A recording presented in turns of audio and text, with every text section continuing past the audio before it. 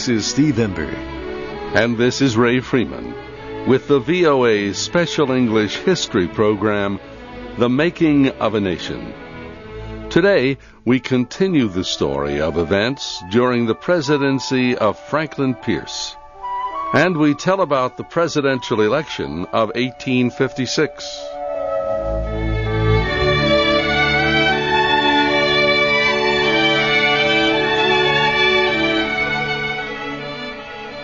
The situation in Kansas was the most difficult national problem of the Pierce administration. The territory struggled with the issue of slavery. Pro-slavery settlers elected a representative to Congress. Then they won a majority of seats in the territorial legislature. An investigation found that people from the nearby state of Missouri had voted in the elections illegally. Yet the results were accepted. The new Kansas lawmakers did not like the territorial governor. They demanded that President Pierce dismiss him. Pierce agreed.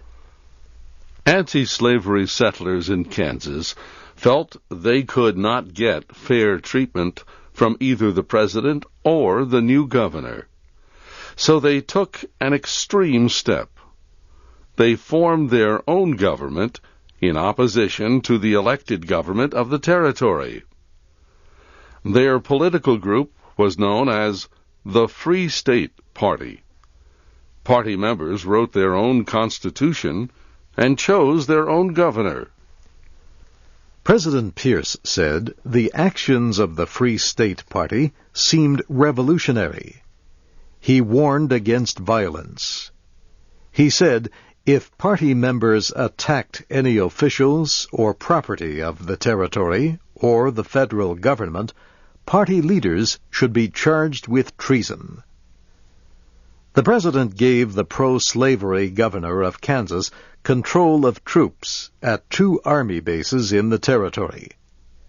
Many people feared that the governor would use the troops to arrest the leaders of the Free State government.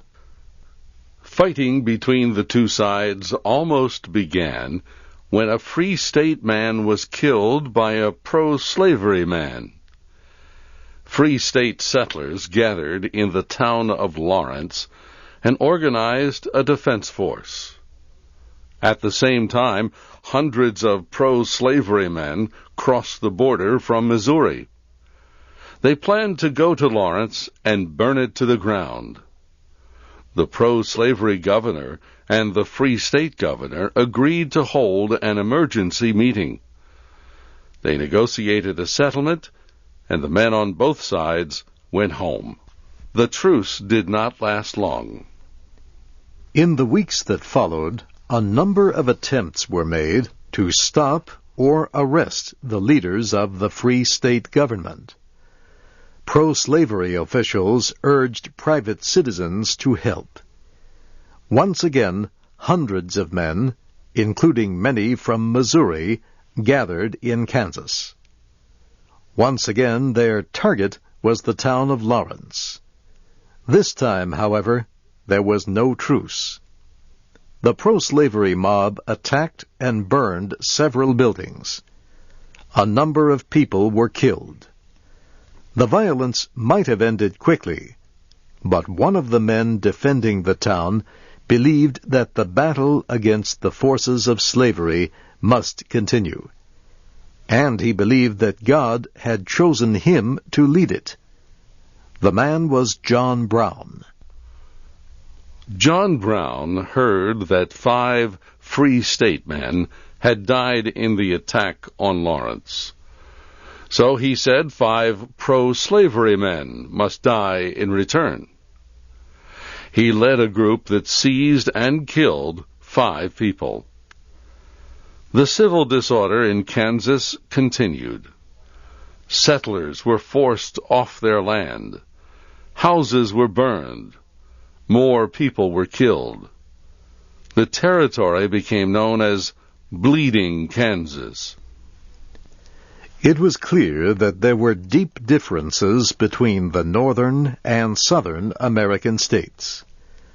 The differences involved their economies, their systems of labor, and their way of life. The civil disorder caused by these differences was the chief issue in the presidential election of 1856. 3 political parties offered candidates: the Democrats, the Republicans, and the Know-Nothings. The Whig Party did not offer a candidate. The party had gone out of existence by then. Its members had split over the question of slavery in the Western Territories. The split could not be healed. Many Southern Whigs joined the Democratic Party. Most Northern Whigs joined the Know-Nothing Party. The Know-Nothing Party began as a secret anti-immigrant organization. It feared that too many people from other countries were coming to live in the United States. Members did not want to admit that they belonged to the group. When asked, they said, "I know nothing." And that is how the organization got its name. The Democratic Party was led by President Franklin Pierce. Pierce wanted to run for re-election. Many Northern Democrats, however, objected to his support of the pro-slavery legislature in Kansas. Other Democrats did not think he was the strongest candidate. As a result, Pierce faced competition for the party's nomination. One opponent was Senator Stephen Douglas of Illinois. Douglas had great political ability. He also had many political enemies. He was the man most responsible for gaining congressional approval of the bill that opened Kansas to slavery. Pierce's other opponent for the Democratic nomination was James Buchanan of Pennsylvania. Buchanan was a Northerner who would probably leave the South alone. "I am not friendly to the idea of slavery," he said, "but the rights of the South, under our Constitution, should have as much protection as the rights of any other part of our Union." The Democratic Party met in the city of Cincinnati, Ohio. It was the first time a national political convention was held that far west. Candidates needed 2/3 of the votes to win the nomination. After several days of voting, no candidate had received enough. So, in an effort to unite the party, Stephen Douglas offered to withdraw. James Buchanan got his votes and the nomination. The Republican Party was a new political party. Its members opposed slavery for either moral or economic reasons. Many Republicans were abolitionists. They wanted to ban slavery everywhere in the United States. The majority of Republicans, however, were not abolitionists. They had no interest in ending slave labor in the South. They simply did not want slavery to spread to other areas. The Republican Party held its presidential nominating convention in Philadelphia. For months, party members had spoken of just one man. He was John Fremont. Fremont had explored the American West. He had been a senator from California. He was young and exciting. Republicans thought he was the right man to lead their young and exciting party. The Know-Nothing Party had a divided nominating convention. Northern and Southern members agreed on policies that denounced immigrants, but they split on the issue of slavery. Northern members opposed it. Southern members supported it. Delegates to the convention chose a candidate who seemed to support the party's policies. Yet he was not even a member of the party. He was a Whig, former President Millard Fillmore. Northern members refused to support Fillmore. They broke away from the Know Nothing Party and supported the Republican candidate, John Fremont. Fremont could not expect to win any votes in the slave states of the South. He would have to get all of his support in the North.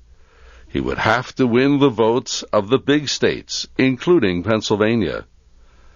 And Pennsylvania was the home of the Democratic candidate, James Buchanan.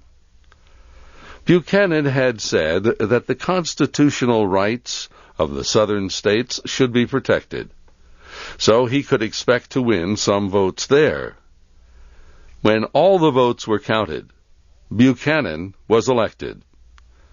Now he would have to deal with the problems that presidents before him had not been able to solve. James Buchanan was 65 years old. He had served in the House of Representatives and in the Senate. He had served as Secretary of State and as ambassador. He was a good diplomat, but he was not considered a strong political leader. Buchanan usually supported the Southern position in the dispute about slavery. He said the North should stop interfering with the South. He even said the South had good reason to leave the Union if Northern abolitionists continued their anti-slavery campaign. As president, Buchanan believed he could solve the slavery question by keeping the abolitionists quiet. He wanted a cabinet that shared and supported this idea. We will tell about James Buchanan's administration in our next program.